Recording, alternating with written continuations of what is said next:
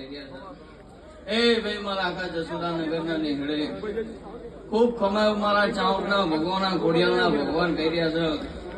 આજના દાડે તમે જે કોઈ આ ખોડિયાલ માટે કર્યું આ ખોડિયાલના ચોપડે જમા થઈ જાવ વેલા હું બબુ કટારિયાની માતા કહું છું. આ રાત જાગરો કર્યાનું આ પલોઠી વાળિયાનું પરમણ આ દીવાનો ભગવાન કોઈ દાડો નહીં જવા દે.